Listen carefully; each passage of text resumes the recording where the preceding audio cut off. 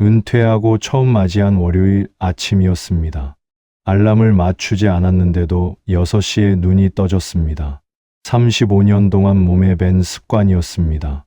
그런데 이상했습니다. 일어날 이유가 없었습니다. 회사에 갈 필요도 없고, 양복을 입을 필요도 없고, 만날 사람도 없었습니다. 저는 그대로 누워 천장을 바라봤습니다. 1시간쯤 지났을까요? 아내가 방문을 열었습니다. 여보, 괜찮아? 괜찮냐고요? 저는 대답 대신 일어나 거울 앞에 섰습니다. 그리고 충격을 받았습니다. 거울 속의 남자는 제가 아니었습니다. 머리는 산발했고 수염은 사흘째 안 깎았으며 눈빛은 흐릿했습니다. 겨우 사흘 만에 저는 이렇게 변해 있었습니다. 그날 저는 생각했습니다. 명함이 사라지면 사람도 사라지는 걸까? 그때 문득 떠올랐습니다.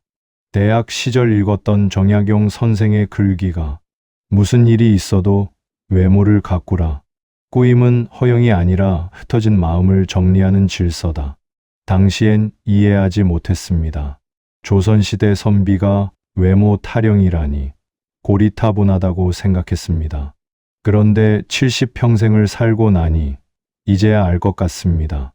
정약용 선생은 18년을 유배지에서 보냈습니다.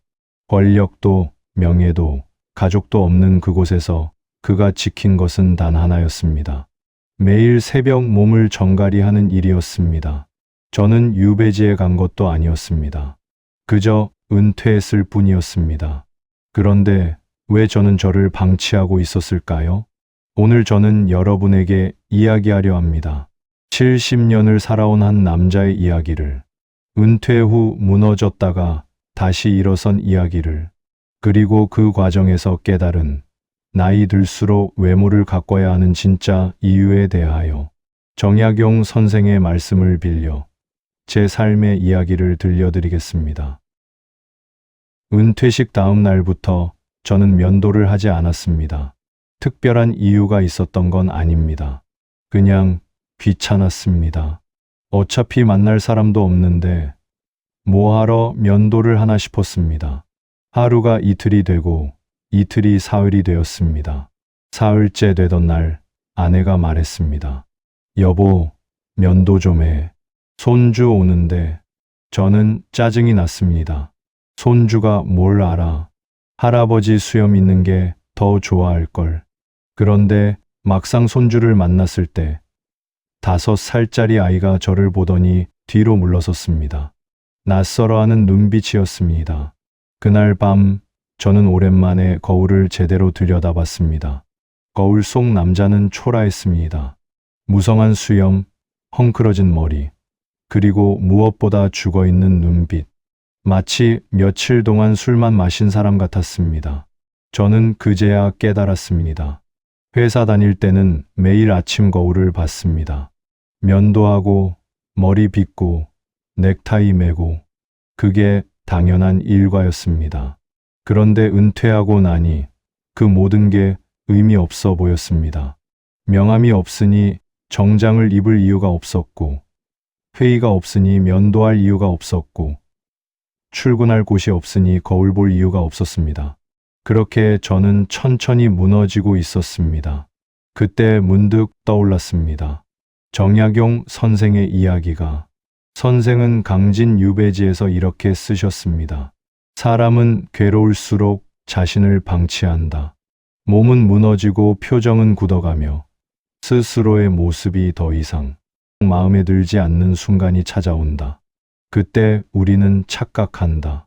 지금은 외모 따위를 신경 쓸 때가 아니라고. 정확히 제 상황이었습니다. 저는 생각했습니다. 나는 유배 간 것도 아닌데 왜 나를 방치하고 있을까? 죄를 지은 것도 아닌데 왜 스스로를 죄인처럼 대하고 있을까? 그날 밤 저는 결심했습니다. 내일 아침부터 다시 시작하자고. 다음 날 새벽 저는 6시에 일어났습니다. 그리고 욕실로 갔습니다. 면도기를 들었습니다.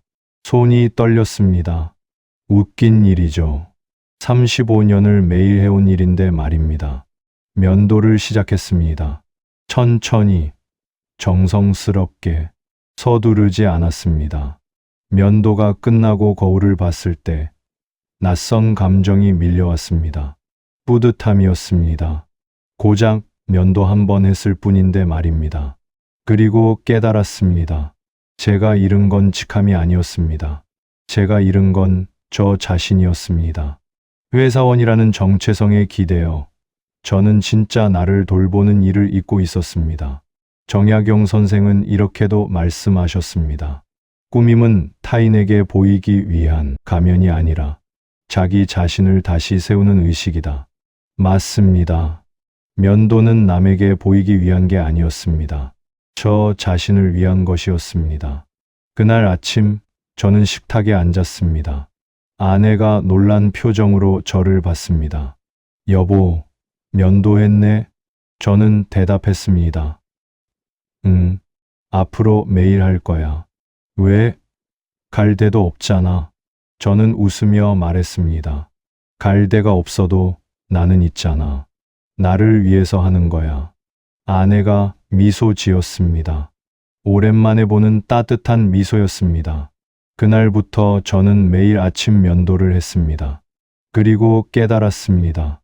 직함이 사람을 만드는 게 아니라 자기 자신을 대하는 태도가 사람을 만든다는 것을, 회사가 저를 정의하는 게 아니라 제가 저를 정의한다는 것을. 은퇴는 끝이 아니라 시작이었습니다. 진짜 나를 찾아가는 시작 말입니다. 면도를 다시 시작한 지 일주일쯤 지났을 때였습니다. 그날 아침도 저는 6시에 일어나 면도를 했습니다. 그리고 옷장을 열었습니다. 평소처럼 트레이닝복을 꺼내려다가 문득 멈췄습니다. 옷장 안쪽에 정장들이 걸려 있었습니다. 깨끗이 다림질되어 비닐에 씌워진 정장들. 이제 입을 일이 없는 옷들이었습니다. 저는 그 옷들을 한참 바라봤습니다. 그때 아내가 들어왔습니다. 여보, 오늘 뭐 해? 글쎄, 특별히 할 일은 없는데. 아내가 잠시 망설이다가 말했습니다. 당신, 요즘 많이 달라졌어. 뭐가? 잘 모르겠어. 그냥 예전 당신 같지가 않아. 그 말이 가슴에 박혔습니다. 예전의 나, 그게 누구였을까요? 회사 다니던 나? 바쁘게 살던 나? 아니면 정장 입고 출근하던 나? 저는 대답 대신 옷장을 닫았습니다. 그리고 그날도 트레이닝복을 입었습니다. 하루 종일 마음이 불편했습니다. 아내의 말이 계속 맴돌았습니다. 예전 당신 같지가 않아. 저녁을 먹고 나서 저는 책장에서 오래된 책 한 권을 꺼냈습니다. 학창 시절 읽었던 목민심서였습니다. 밑줄이 그어진 부분들이 여기저기 보였습니다. 페이지를 넘기다가 한 구절에서 손이 멈췄습니다. 유배지에서도 나는 새벽마다 머리를 묶고 옷자락을 정갈이했다. 아무도 보지 않아도 그 단정함이 나를 버티게 했다. 정약용 선생의 말씀이었습니다. 저는 그 문장을 소리내어 읽었습니다. 한 번, 두 번, 세 번. 선생은 유배지에서 18년을 보내셨습니다. 강진이라는 낯선 땅에서 모든 것을 잃은 채로 말입니다. 그런데 선생은 매일 새벽 일어나 단정히 옷을 차려입으셨습니다. 아무도 보지 않아도, 갈 곳이 없어도, 만날 사람이 없어도 말입니다. 왜 그러셨을까요? 저는 책을 덮고 생각했습니다. 그리고 깨달았습니다. 선생은 유배지에서 자신을 잃지 않기 위해 싸우셨던 거라는 것을, 단정함은 그 싸움의 무기였던 거라는 것을. 저는 유배를 간 것이 아니었습니다. 그저 은퇴했을 뿐이었습니다. 그런데 저는 왜 스스로를 유배 보낸 것처럼 대하고 있었을까요? 트레이닝복을 입고 하루 종일 집에만 있는 것, 머리도 대충 빗고 옷도 아무거나 입고 TV만 보며 시간을 보내는 것. 이것은 휴식이 아니라 방치였습니다. 다음 날 아침 저는 결심했습니다. 평소보다 일찍 일어나 샤워를 했습니다. 그리고 옷장을 열었습니다. 이번에는 트레이닝복이 아니라 단정한 셔츠와 면바지를 꺼냈습니다. 거울 앞에 섰습니다. 셔츠를 입고 단추를 채우고 옷깃을 바로 세웠습니다. 오랜만에 느껴보는 감각이었습니다. 아내가 주방에서 나와 저를 봤습니다. 눈이 휘둥그레졌습니다. 어머, 어디가? 산책 좀 하려고. 셔츠까지 입고 저는 웃으며 대답했습니다. 그냥 이렇게 입고 싶어서 나한테 보여주려고. 아내가 잠시 저를 바라보더니 말했습니다. 그래, 이게 당신이지. 그 말을 듣는 순간 가슴이 뭉클했습니다. 맞습니다. 이게 접니다. 회사원이어서가 아니라 제가 저를 존중하기 때문에 단정한 겁니다. 정약용 선생은 이렇게 말씀하셨습니다. 꾸밈은 세상이 나를 함부로 대하더라도 내가 나를 함부로 대하지 않겠다는 선언이다. 저는 이제 압니다. 은퇴는 제 가치를 떨어뜨리지 않습니다. 명함이 없어도 저는 저입니다. 직함이 사라져도 제 존엄은 남아 있습니다. 그 존엄을 지키는 첫걸음이 바로 저 자신을 단정히 가꾸는 일입니다. 그날부터 저는 매일 아침 단정히 옷을 입었습니다. 갈 곳이 없어도 만날 사람이 없어도 말입니다. 그것은 세상을 위한 것이 아니었습니다. 저 자신을 위한 것이었습니다. 단정하게 옷을 입기 시작한 지 한 달쯤 지났을 때 이상한 일이 일어났습니다. 저는 30년 넘게 면도를 해왔습니다. 하루도 빠짐없이 기계적으로 해온 일이었습니다. 그런데 그날 아침 면도날이 턱을 스치는 감각이 새롭게 느껴졌습니다. 차가운 물, 면도, 크림의 향기, 거울 속 내 얼굴. 모든 것이 생생했습니다. 30년을 해온 일인데 왜 오늘은 이렇게 낯설게 느껴질까요? 그리고 깨달았습니다. 예전에는 그냥 했던 일이었다는 것을. 회사 가기 위해, 사람 만나기 위해 어쩔 수 없이 했던 일이었다는 것을. 그런데 지금은 달랐습니다. 지금은 저를 위해 하는 일이었습니다. 누가 시켜서도 아니고 누구에게 보이기 위해서도 아니고 오직 저 자신을 위해 하는 일이었습니다. 그 차이가 이렇게 큰 줄 몰랐습니다. 면도를 마치고 저는 머리를 빗었습니다. 천천히, 정성스럽게, 서두르지 않았습니다. 회사 다닐 때처럼 시계를 보며 재촉하지 않았습니다. 그리고 옷을 입었습니다. 깨끗이 다린 셔츠, 단정한 면바지, 양말도 신중하게 골랐습니다. 모든 과정이 느렸습니다. 그런데 이상하게도 지루하지 않았습니다. 오히려 마음이 차분해졌습니다. 그날 저는 깨달았습니다. 이것은 단순히 몸을 가꾸는 일이 아니라는 것을, 이것은 하루를 준비하는 의식이라는 것을. 정약용 선생의 글이 떠올랐습니다. 사람은 외모를 통해 자신을 정돈하고 그 정돈된 형태를 통해 마음을 회복한다. 정확히 맞는 말씀이었습니다. 몸을 정돈하니 마음도 정돈되었습니다. 흐트러진 머리를 빗으니 흩어진 생각도 정리되었습니다. 구겨진 옷을 펴니 마음의 주름도 펴지는 것 같았습니다. 그날 저는 산책을 나갔습니다. 공원에는 아침 운동을 나온 사람들이 많았습니다. 대부분 제 또래였습니다. 그런데 놀라운 것을 발견했습니다. 똑같은 나이인데도 어떤 사람은 70이 넘어 보였고 어떤 사람은 50대처럼 보였습니다. 무엇이 차이를 만들었을까요? 저는 유심히 관찰했습니다. 젊어 보이는 사람들은 한 가지 공통점이 있었습니다. 단정했습니다. 운동복이라도 깨끗했고 머리도 말끔했으며 걸음걸이도 당당했습니다. 반면 늙어 보이는 사람들은 흐트러져 있었습니다. 옷은 낡았고 자세는 구부정했으며 표정은 무기력했습니다. 나이가 문제가 아니었습니다. 태도가 문제였습니다. 벤치에 앉아 쉬는데 옆에 한 노인이 앉았습니다. 80은 넘어 보였지만 묘하게 기품이 있었습니다. 깨끗한 면바지, 다림질된 셔츠, 반듯한 자세. 저는 용기를 내어 말을 걸었습니다. 어르신, 매일 산책 나오세요? 그렇습니다. 50년째 매일 아침 나옵니다. 50년이요? 네. 그런데 중요한 건 산책이 아닙니다. 그럼 뭡니까? 노인이 미소 지으며 말했습니다. 나오기 전에 하는 준비입니다. 세수하고, 면도하고, 옷 입고, 그 시간이 나를 살립니다. 그 말이 가슴에 와닿았습니다. 산책은 부수적인 겁니까? 그렇습니다. 진짜 산책은 거울 앞에서 시작되니까요.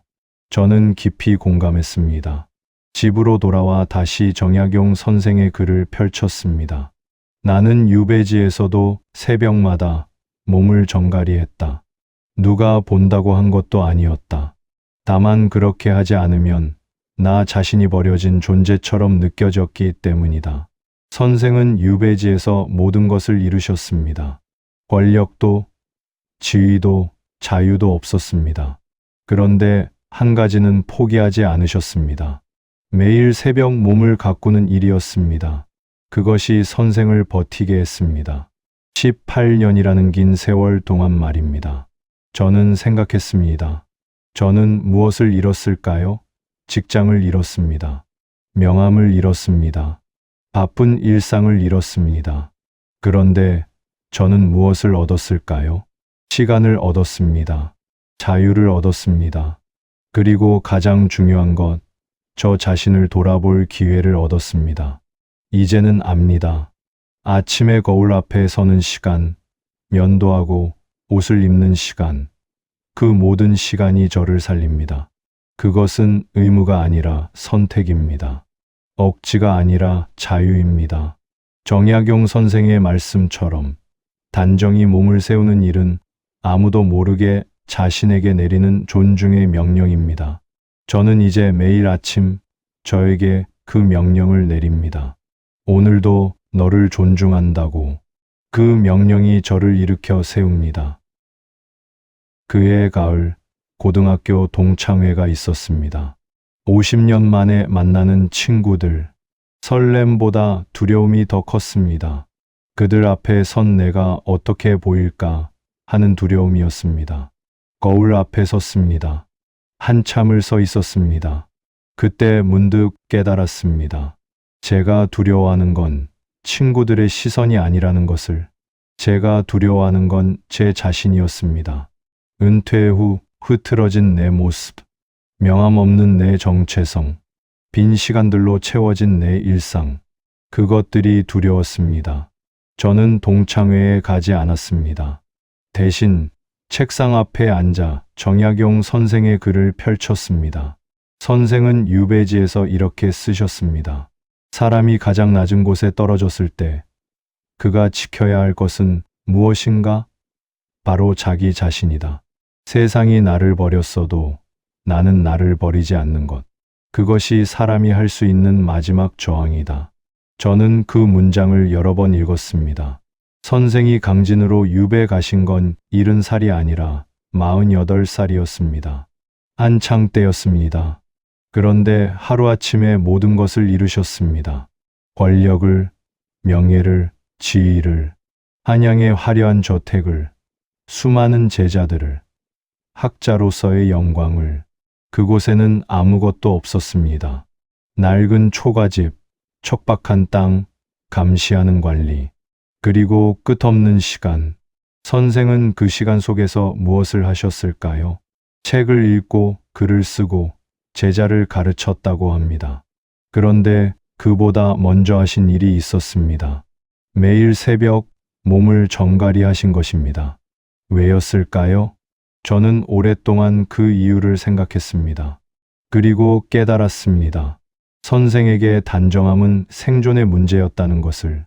유배지에서 선생은 모든 통제권을 이루셨습니다. 어디 갈 수 없고, 누구 만날 수 없고, 무엇 할 수 없는 상태. 완전한 무력감이었습니다. 그런 상황에서 사람은 쉽게 무너집니다. 외부 통제가 내면의 무너짐으로 이어지는 것입니다. 그런데 선생은 한 가지를 발견하셨습니다. 세상이 나의 외부를 통제할 수 있어도 내가 나 자신을 어떻게 대할 것인지는 통제할 수 없다는 것을. 면도를 할 것인가 말 것인가, 머리를 빗을 것인가 말 것인가, 옷을 정갈히 입을 것인가 말 것인가.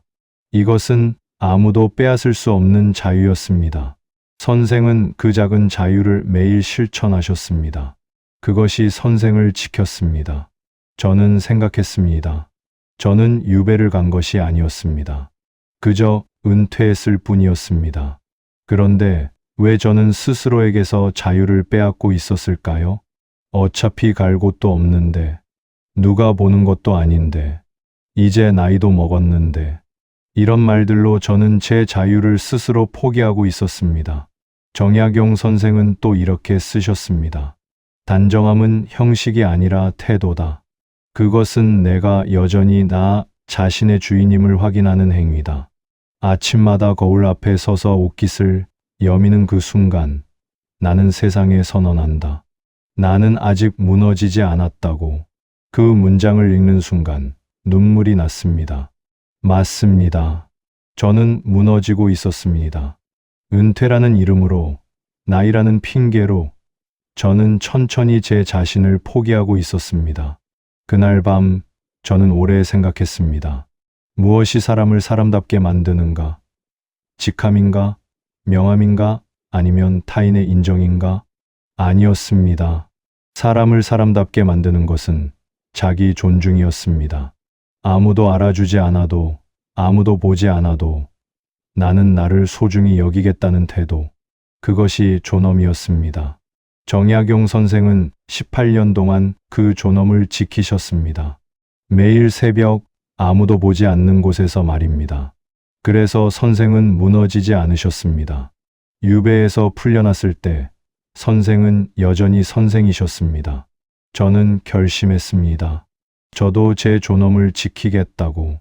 동창회에 가든 안 가든, 누가 알아주든 말든, 저는 매일 아침 거울 앞에 서서 저 자신에게 선언하겠다고. 나는 아직 무너지지 않았다고. 다음 날 아침, 저는 평소보다 더 정성스럽게 면도를 했습니다. 그리고 가장 좋은 셔츠를 꺼내 입었습니다. 갈 곳은 없었습니다. 만날 사람도 없었습니다. 하지만 저는 압니다. 이것은 세상을 위한 것이 아니라는 것을, 이것은 저 자신을 위한 것이라는 것을, 그리고 이것이야말로 제가 할 수 있는 가장 조용하지만 가장 강력한 저항이라는 것을. 여기까지 저는 여러분께 제 이야기를 들려드렸습니다. 은퇴 후 무너졌던 이야기를, 거울 앞에서 충격받았던 이야기를, 그리고 다시 일어서기로 결심했던 이야기를. 그런데 한 가지 질문이 남습니다. 단정함이 정말 나만을 위한 것일까요? 아니면 타인과의 관계에서도 의미가 있을까요? 정약용 선생은 유배지에서 홀로 계셨던 게 아니었습니다. 제자들이 찾아왔고, 마을 사람들을 만났고, 가족에게 편지를 썼습니다. 선생은 그들 앞에서도 단정하셨습니다. 왜였을까요? 이제부터는 관계 속에서 단정함이 갖는 의미에 대해 이야기하려 합니다. 손주를 만나는 날의 이야기, 경로당에서 관찰한 것들, 그리고 나이 들수록 더욱 중요해지는 품위에 대하여. 잠시 숨을 고르시고 다음 이야기로 넘어가시죠. 매주 토요일은 손주를 만나는 날이었습니다. 5살 손녀 지우, 제 삶에 들어온 가장 작고도 가장 큰 존재였습니다. 그날도 아침부터 준비했습니다. 면도를 하고 깨끗한 셔츠를 입고 손톱도 깎았습니다. 거울을 보며 옷깃을 여러 번 고쳐 세웠습니다. 아내가 웃으며 말했습니다. 여보, 손주 만나러 가는데 왜 그렇게까지 꾸며? 저는 대답했습니다. 지우한테 보여주고 싶어서. 할아버지는 이런 사람이라는 걸. 무슨 사람? 자신을 소중히 여기는 사람. 딸의 집에 도착했습니다. 문을 여는 순간 지우가 달려왔습니다. 할아버지. 작은 손이 제 손을 잡았습니다. 그리고 올려다보며 말했습니다. 할아버지, 오늘 멋있어요. 그 한마디에 가슴이 뭉클했습니다. 아이는 정직합니다. 거짓을 말하지 않습니다. 지우의 눈에 비친 제 모습이 정말로 멋있었던 것입니다. 함께 공원에 갔습니다. 지우가 그네를 타는 동안 저는 벤치에 앉아 있었습니다. 옆 벤치에 다른 할아버지가 앉아 있었습니다. 손주로 보이는 아이와 함께였습니다. 그런데 그 아이는 할아버지 옆이 아니라 멀리 떨어져 놀고 있었습니다. 할아버지는 허름한 차림에 슬리퍼를 신고 있었고 자세는 구부정했습니다. 아이는 가끔 할아버지를 흘끗 보며 거리를 두었습니다. 저는 깨달았습니다. 아이들은 말하지 않아도 압니다. 누가 자신을 소중히 여기는지, 누가 이 만남을 중요하게 생각하는지. 정약용 선생은 유배지에서 제자들을 가르치셨습니다. 가난한 농민의 아들들이었습니다. 신분도 낮고 배움도 적었습니다. 그런데 선생은 그들을 가르칠 때도 단정히 옷을 입으셨습니다. 왜였을까요? 선생은 이렇게 쓰셨습니다. 단정함은 상대에게 보내는 존중의 언어다. 내가 나를 정갈히 하는 것은 상대에게 말하는 것이다. 당신은 내가 흐트러진 모습으로 만날 수 없는 소중한 사람이라고. 맞습니다. 제가 지우를 만나러 갈 때 단정히 옷을 입는 것은 지우에게 말하는 것입니다. 할아버지는 너를 만나는 이 시간을 소중히 여긴다고. 지우가 그네에서 내려와 달려왔습니다. 할아버지, 아이스크림 사주세요. 손을 잡고 가게로 갔습니다. 작은 손의 온기가 느껴졌습니다. 아이스크림을 사서 벤치에 앉았습니다. 지우가 아이스크림을 먹으며 물었습니다. 할아버지, 왜 맨날 이렇게 입어요? 이렇게? 깨끗하게. 저는 잠시 생각했습니다. 어떻게 설명해야 5살 아이가 이해할까요? 지우야, 할아버지가 지우 만나러 올 때 더러운 옷 입고 오면 어때? 싫어요. 왜? 할아버지가 나 안 좋아하는 것 같아요. 저는 고개를 끄덕였습니다. 맞아. 그래서 할아버지는 깨끗한 옷 입고 오는 거야. 지우를 좋아한다는 걸 보여주려고. 지우가 환하게 웃었습니다. 집으로 돌아오는 길, 저는 생각했습니다. 아이는 본능적으로 압니다. 사랑은 말이 아니라 태도라는 것을. 누가 자신을 위해 준비해 왔는지, 누가 자신을 귀하게 여기는지. 단정함은 그 사랑을 표현하는 가장 조용한 방법입니다.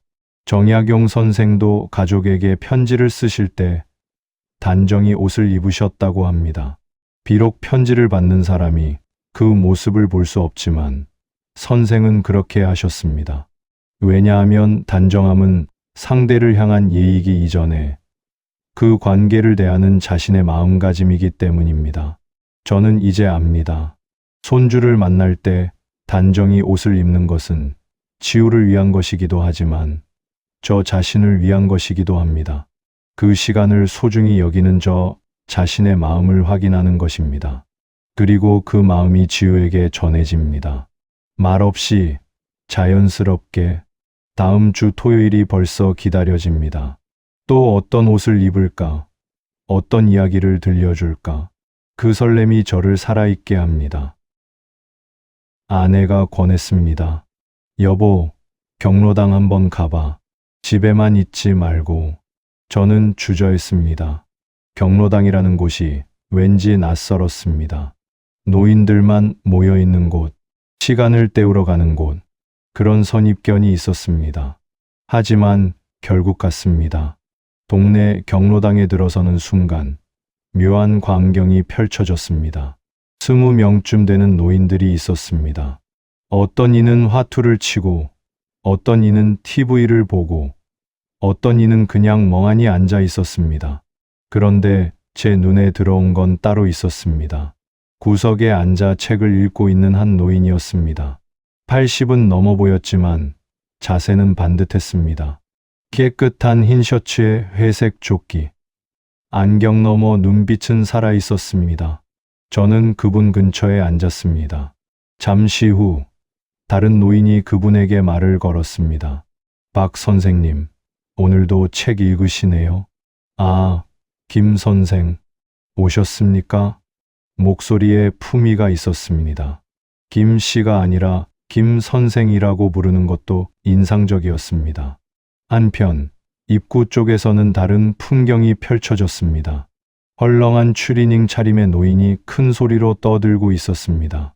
머리는 흐트러졌고 자세는 비스듬했습니다. 야, 이거 봐. 이게 말이 돼? 화투판을 두들기며 소리쳤습니다. 주변 사람들이 슬쩍 피했습니다. 저는 하루 종일 경로당에 있으며 관찰했습니다. 그리고 깨달았습니다. 경로당도 사회라는 것을. 여기에도 질서가 있고 위계가 있고 존중받는 사람과 그렇지 않은 사람이 있다는 것을. 그런데 그 차이를 만드는 건 무엇이었을까요? 학력도 아니었고 재산도 아니었고 과거의 직업도 아니었습니다. 태도였습니다. 박 선생님은 경로당에 오실 때마다 단정했습니다. 말씨도 정중했고 다른 이를 부를 때도 존칭을 사용했습니다. 자리를 뜰 때는 의자를 정리하고 쓰레기가 있으면 주워 담았습니다. 사람들은 자연스럽게 그분을 존중했습니다. 반면 추리닝 차림의 노인은 다르게 대접받았습니다. 사람들은 그와 거리를 두었고 말을 섞으려 하지 않았습니다.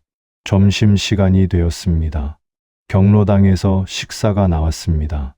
박 선생님은 배식하는 분께 고개 숙여 인사했습니다. 수고하십니다. 그리고 자리에 앉아 조용히 식사했습니다. 추리닝 노인은 달랐습니다.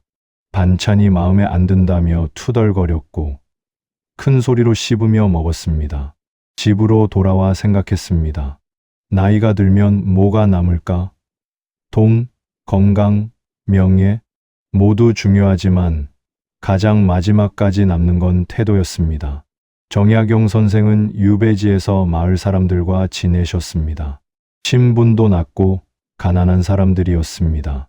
그런데 선생은 그들을 대할 때도 단정히 옷을 입으셨습니다. 그리고 존중하는 말씨로 대하셨습니다. 선생은 이렇게 쓰셨습니다. 사람은 말하기 전에 이미 말한다. 몸의 태도로, 옷차림으로, 눈빛으로. 그것이 진짜 언어다. 단정한 사람은 말하지 않아도 존중을 얻고 흐트러진 사람은 아무리 말해도 신뢰를 얻지 못한다. 경로당에서 제가 본 것이 바로 그것이었습니다. 박 선생님은 말이 많지 않았습니다.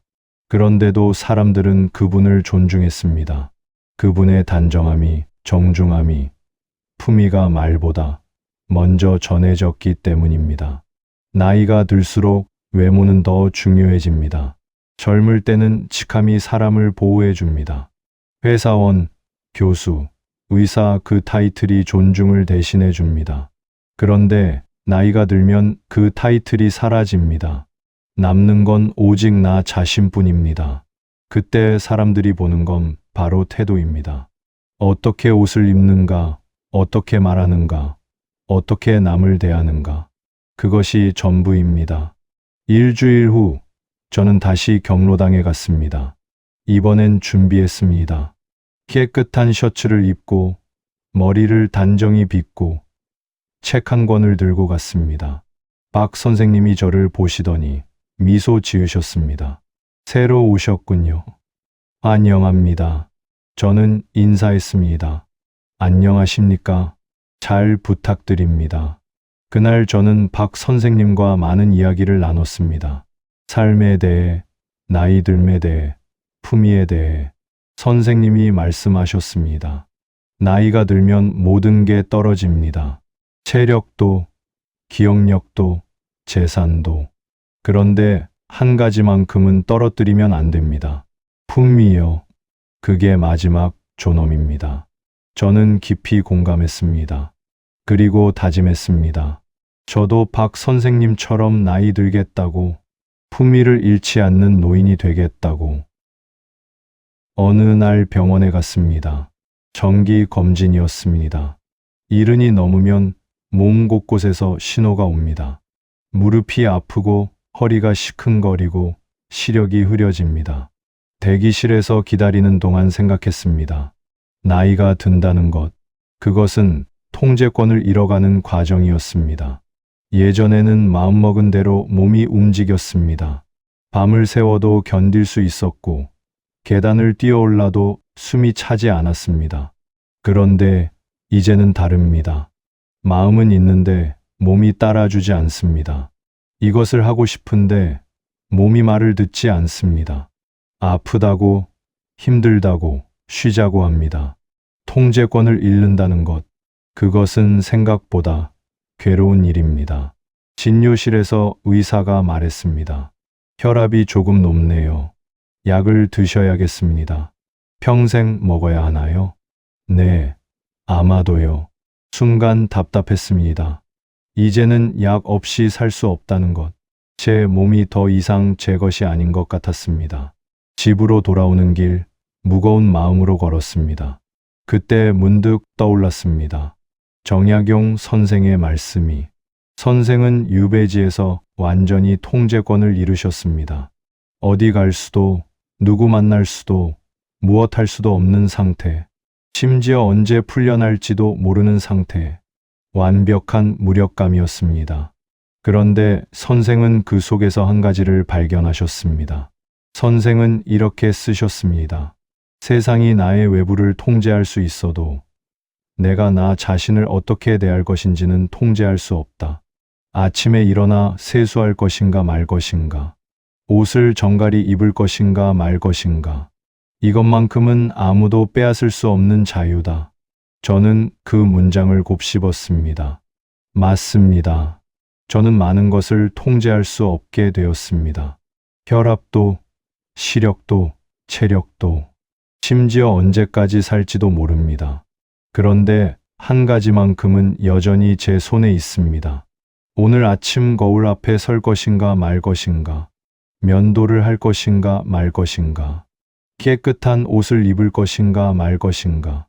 이것은 아무도 빼앗을 수 없는 자유입니다. 집에 도착해 거울 앞에 섰습니다. 거울 속의 남자는 늙었습니다. 주름이 깊고 머리는 희고 어깨는 약간 굽었습니다. 이것은 제가 통제할 수 없는 것들입니다. 그런데 제가 통제할 수 있는 것들도 있습니다. 깨끗이 면도한 얼굴, 단정히 빗은 머리, 반듯하게 선 자세. 이것들은 제 선택입니다. 저는 천천히 면도를 시작했습니다. 면도날이 턱을 스치는 감각, 차가운 물이 얼굴을 적시는 느낌, 수건으로 닦아내는 동작. 모든 것이 제 통제 아래 있었습니다. 그 순간 깨달았습니다. 이것이 바로 존엄이라는 것을. 통제할 수 없는 것들에 절망하지 않고 통제할 수 있는 것들에 집중하는 것. 정약용 선생은 18년 동안 그것을 실천하셨습니다. 유배를 풀 수는 없었지만 매일 아침 단정할 수는 있었습니다. 한양으로 돌아갈 수는 없었지만 옷깃을 바로 세울 수는 있었습니다. 그 작은 통제권이 선생을 지켰습니다. 나이가 든다는 것은 많은 것을 포기하는 과정입니다. 직장을, 건강을, 젊음을 포기합니다. 어쩔 수 없습니다. 시간은 모두에게 공평하게 흐릅니다. 그런데 한 가지만큼은 포기하면 안 됩니다. 자기 자신을 대하는 태도. 그것만큼은 마지막까지 지켜야 합니다. 그날 밤 저는 책상 앞에 앉아 적었습니다. 내가 통제할 수 없는 것들, 나이, 질병, 죽음. 내가 통제할 수 있는 것들. 오늘 아침의 면도, 깨끗한 옷, 바른 자세. 그리고 다짐했습니다. 통제할 수 없는 것들에 에너지를 쓰지 않겠다고.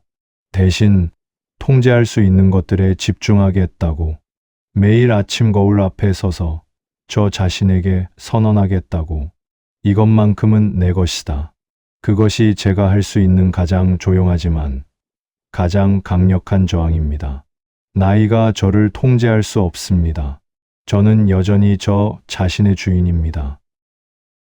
겨울이 왔습니다. 옷장을 정리하다가 오래된 코트를 발견했습니다. 20년 전 산 코트였습니다.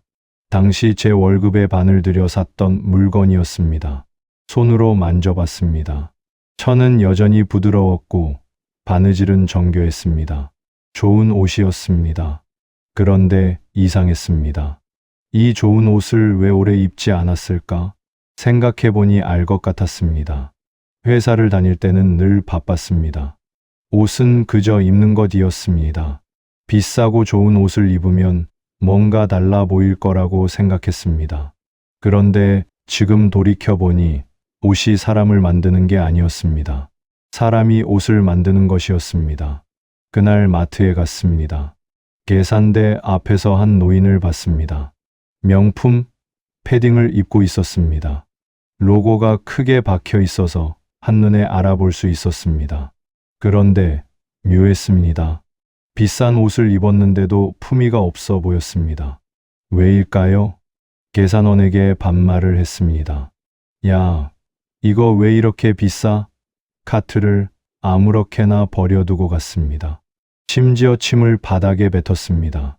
비싼 옷이 무슨 소용이었을까요? 반대로 출구 쪽에서 다른 노인을 봤습니다.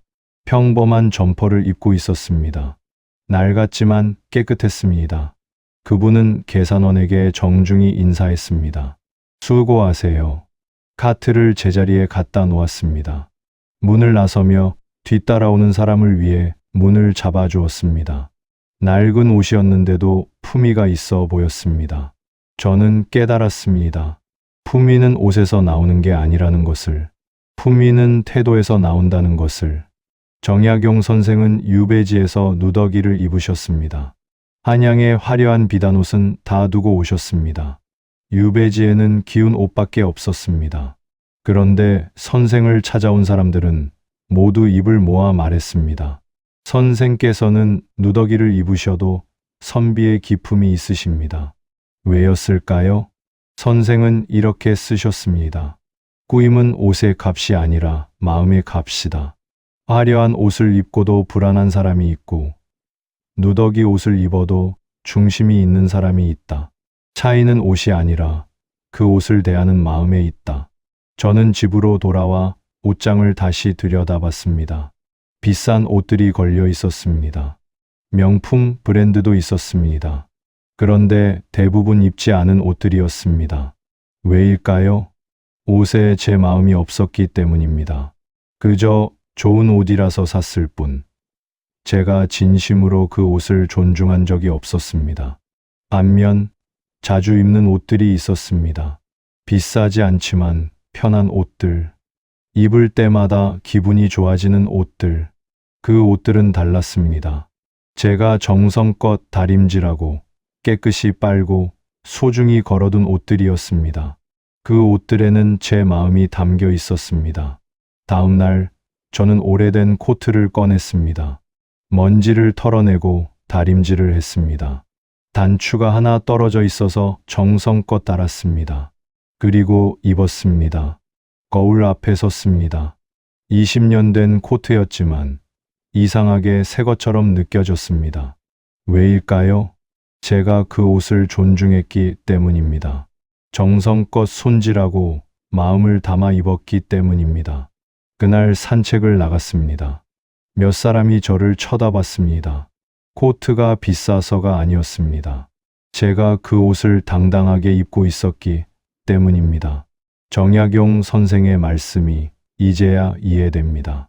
단정함은 고요한 힘이며 사람을 안심시킨다. 맞습니다. 진짜 품위는 시끄럽지 않습니다.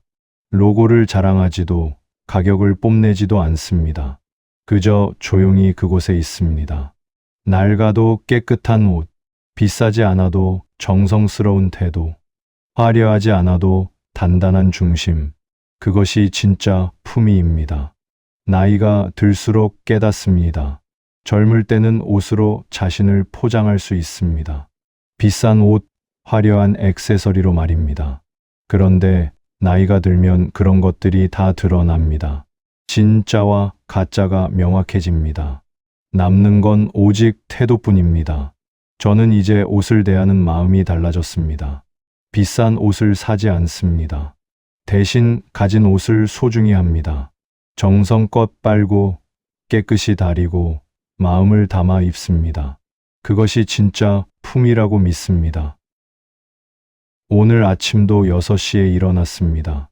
창밖은 아직 어둡습니다. 겨울 아침은 더디게 밝아옵니다. 하지만 저는 서두르지 않습니다. 천천히 일어나 욕실로 갑니다. 거울 앞에 섭니다. 거울 속의 남자는 이른입니다. 주름이 있고 머리는 희고 어깨는 약간 굽었습니다. 하지만 저는 이 사람을 압니다. 이 사람은 포기하지 않은 사람입니다. 세수를 합니다. 차가운 물이 얼굴을 깨웁니다. 수건으로 닦아냅니다. 거울 속 얼굴이 조금 더 선명해집니다. 면도를 시작합니다. 면도 크림을 바릅니다. 부드러운 거품이 뺨을 감쌉니다. 면도날을 듭니다. 천천히, 정성스럽게, 서두르지 않습니다. 이것은 단순히 수염을 깎는 행위가 아닙니다. 이것은 의식입니다. 저 자신을 존중하는 매일의 의식입니다. 면도를 마칩니다. 찬물로 헹굽니다. 애프터쉐이브를 바릅니다. 시원한 향기가 퍼집니다. 거울을 봅니다. 조금 더 나아진 것 같습니다. 머리를 빗습니다. 희끗한 머리지만 가지런히 빗습니다. 한 올 한 올 정성껏 빗습니다. 옷장을 엽니다. 오늘은 무엇을 입을까요? 깨끗한 셔츠를 꺼냅니다. 어젯밤 다려둔 셔츠입니다. 펼쳐서 입습니다. 단추를 하나씩 채웁니다. 옷깃을 세웁니다. 바지를 입습니다. 허리띠를 맵니다. 양말을 신습니다. 다시 거울 앞에 섭니다. 지금 거울 속의 남자는 다릅니다. 준비된 사람입니다. 하루를 맞이할 준비가 된 사람입니다. 이 모든 과정이 30분쯤 걸립니다. 누군가는 물을 수 있습니다. 갈 곳도 없는데 왜 그렇게까지 하십니까? 저는 대답합니다. 갈 곳이 없어도 저는 있습니다. 저를 위해 하는 겁니다. 정약용 선생도 그러셨습니다. 유배지에서 아무도 보지 않는 새벽, 선생은 홀로 단정히 옷을 입으셨습니다. 18년 동안 하루도 빠짐없이 그것이 선생을 지켰습니다. 저도 압니다. 이 작은 의식이 저를 지킨다는 것을. 거실로 나옵니다. 아내가 아침을 준비하고 있습니다. 어머, 오늘도 멋있네.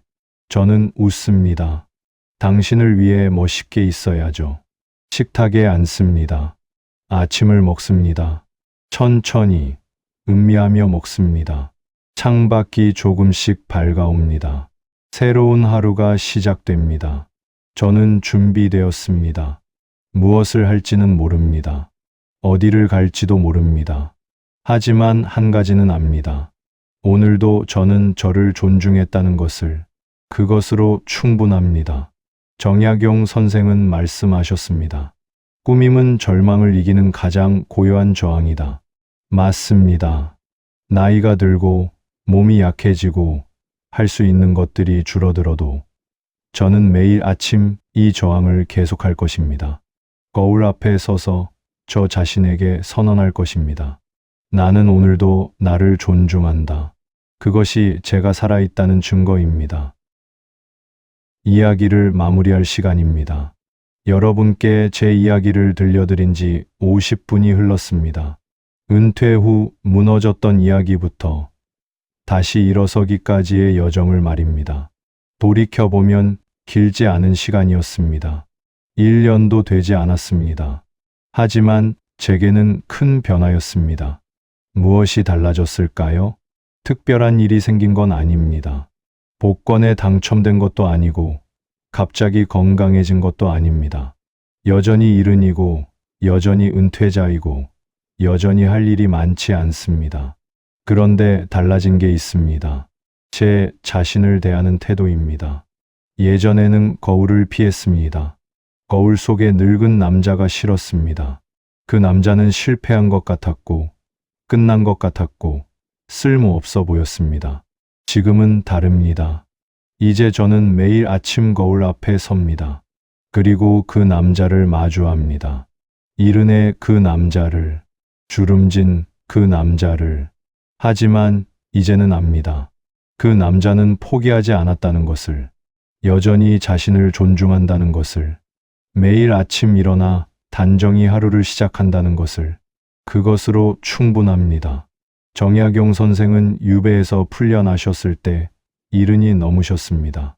18년이라는 긴 세월, 그 시간 동안 잃은 것이 많았습니다. 젊음도, 건강도, 기회도 잃으셨습니다. 하지만 선생이 잃지 않은 것이 하나 있었습니다. 자기 자신에 대한 존중이었습니다. 선생은 유배에서 돌아온 후에도 여전히 선생이셨습니다. 제자들은 변함없이 선생을 따랐고 사람들은 여전히 선생을 존경했습니다. 왜였을까요? 선생이 권력을 되찾아서가 아니었습니다. 선생이 부를 되찾아서도 아니었습니다. 선생이 자신을 잃지 않았기 때문입니다. 저도 그렇게 되고 싶습니다. 나이가 더 들어도, 몸이 더 약해져도, 할 수 있는 것들이 더 줄어들어도 저는 저를 잃지 않고 싶습니다. 매일 아침 거울 앞에 서서 저 자신에게 말하고 싶습니다. 나는 오늘도 너를 존중한다고. 여러분도 그러시길 바랍니다. 오늘 이 이야기를 듣고 계신 여러분, 혹시 지금 힘드신가요? 무언가를 잃으셨나요? 아니면 잃을까봐 두려우신가요? 그렇다면 내일 아침 거울 앞에 서 보십시오. 그리고 천천히 세수를 하십시오. 정성껏 머리를 빗으십시오. 깨끗한 옷을 입으십시오. 갈 곳이 없어도 괜찮습니다. 만날 사람이 없어도 괜찮습니다. 그것은 여러분 자신을 위한 것이니까요. 정약용 선생의 말씀을 다시 한번 전합니다. 무슨 일이 있어도 외모를 가꾸라. 꾸임은 허영이 아니라 흩어진 마음을 정리하는 질서다. 세상이 나를 함부로 대하더라도 내가 나를 함부로 대하지 않겠다는 선언이다. 이것이 제가 70년을 살고 깨달은 진리입니다. 단정함은 타인을 위한 것이 아닙니다. 그것은 자기 자신을 위한 것입니다. 자신을 존중하는 가장 조용하지만 가장 강력한 방법입니다. 오늘도 거울 앞에 선 여러분, 당신은 아름답습니다. 나이가 들어도, 주름이 있어도, 머리가 휘어도, 당신이 당신을 존중하는 한, 당신은 언제나 아름답습니다. 그것을 잊지 마십시오. 감사합니다. 긴 이야기를 끝까지 들어주셔서. 내일 아침 거울 앞에서 다시 만나겠습니다.